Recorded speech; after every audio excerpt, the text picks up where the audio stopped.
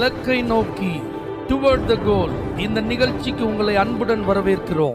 Praise the Lord. ஆண்டவராகிய இயேசுவின் இனிய நாமத்தில் இந்த புதிய நாளிலே உங்களை எல்லாருக்கும் அன்பின் வாழ்த்துக்கள். 128ஆம் சங்கீதம் 6ஆம் வசனம். நீ உன் பிள்ளைகளின் பிள்ளைகளையும் இஸ்ரவேலுக்கு உண்டாகும் சமாதானத்தையும் காண்பாய். நம்ம எல்லாருக்குமே ஒரு பெரிய ஆசை, நம்முடைய குடும்பம் சந்தோஷமா இருக்கணும், பிள்ளைகள் ஆசீர்வாதமா இருக்கணும், பொருளாதாரத்தில் ஒரு நல்ல தன்னிறைவு இருக்கணும், குடும்பத்துக்குள்ள நல்ல ஒரு அன்பு, ஐக்கியம், ஒற்றுமை, புரிந்து கொள்ளுதல் இருக்கணும். நம்ம எந்த குறையும் இல்லாமல் ஆண்டவருடைய ஆசீர்வாதத்தை நிறைவாய் அனுபவிக்கணும். இது நம்ம எல்லாரும் எதிர்பார்க்கிற ஒன்று.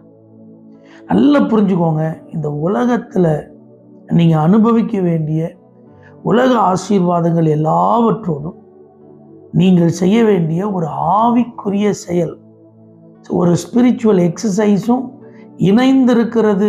கையிட்டு செய்கிற வேலை ஆசீர்வாதமாக இருக்கணும், தொழில், வியாபாரம், வேலை எல்லாத்துலேயும் நம்ம ஜெயிக்கணும். அதனால நமக்கு பாக்கியம், நன்மை உண்டாகணும். கணவன் மனைவி 2 பேரும் இணைந்திருக்கணும், சந்தோஷமாக இருக்கணும். அந்த உறவுல விரிசல் இருக்கக்கூடாது, சண்டை வாக்குவாதம் இருக்கக்கூடாது, இன்பமான அனுபவங்கள் இருக்கணும். பிள்ளைகள் ரொம்ப நல்ல பிள்ளைங்களா இருக்கணும், படிக்கிற நேரத்தில் படிக்கணும், வேலைக்கு போகிற நேரத்தில் நல்ல வேலை கிடைக்கணும், கல்யாண வாழ்க்கை ஆசீர்வாதமாக இருக்கணும். பிள்ளைகளையும் நம்ம பார்க்கணும், தீர்க்காயுசா இருக்கணும். ஜீவனுள்ள நாளெல்லாம் எருசலேமின் வாழ்வு சந்தோஷமா சமாதானமா இருக்கிறத நம்ம அனுபவிக்கணும். அப்படிலாம் நம்ம வாஞ்சிக்கிற நம்முடைய எதிர்பார்ப்புக்கு ஆண்டவர் ஒரு வேண்டுகோள் வைக்கிறார். இதோ கர்த்தருக்கு பயப்படுகிற மனுஷன் இவ்விதமாய் ஆசீர்வதிக்கப்படுவான்.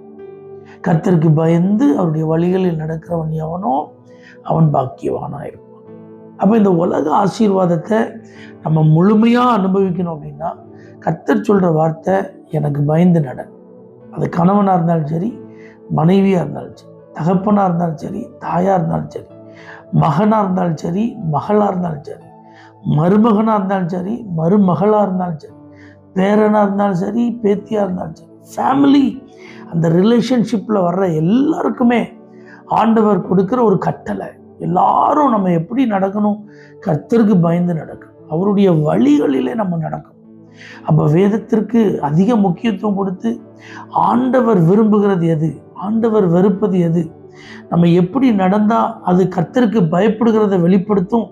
இதை ஒருத்தருக்கு ஒருத்தர் புரிந்து நம்ம நடக்க ஆரம்பிச்சிட்டோம்னா நம்முடைய குடும்பம் ஒரு குட்டி பரலோகமாக இருக்கும். நம்முடைய வாழ்க்கை அதிக ஆசீர்வாதங்கள் நிறைந்ததாக இருக்கும். நம்முடைய பிள்ளைகளை நிமித்தம் நமக்கு மிகுந்த சந்தோஷம் இருக்கும். நம்முடைய வாழ்நாள் எல்லாம் நம்ம நிச்சயமா மகிழ்ச்சியோடு இருப்போம். கர்த்தருக்கு பயப்படுதலை நம்ம முன்னுரிமை கொடுத்து அதற்கு என்ன வழி இருக்கு அந்த வழியில நடப்பதற்கு நம்ம பிரயாசப்படும். ஆண்டவருக்கு பயந்து தீமையெல்லாம் வெறுப்போம், தேவையில்லாத காரியங்களில் தலையிடுவதெல்லாம் விட்டுருவோம், பாவம் அப்படிங்கிறதுக்கே இடம் கொடுக்காமல் இருப்போம். ஆண்டவருக்கு பயந்து நடக்கிற ஒரு குடும்பம் என்று பெயர் எடுப்போம். குட்டி பரலோகத்தை குடும்ப வாழ்வில் அனுபவிப்போம். பரலோக தேவனே, உமக்கு பயந்து வாழ எங்களை அர்ப்பணிக்கிறோம். குடும்பத்தில் குழப்பங்கள், பிள்ளைகள் வாழ்க்கையில் பிரச்சனை, வேலை சரியில்லை, வருமானம் சரியில்லை, உடல்நல சரியில்லைன்னு யாராவது பாதிக்கப்பட்ட நிலையில் இருப்பார்களானால் இன்றைக்கு அவர்கள் கர்த்தருக்கு பயந்து வாழ தீர்மானிப்பார்களாக. அது இந்த ஆசீர்வாதங்களை அவர்களுக்கு கொண்டு வரட்டும். இயேசுவின் நாமத்தில் பிதாவே, ஆமென். For prayer contact Pastor J. Kumar, El Shaddai Ministries, 9500252586, Surandai.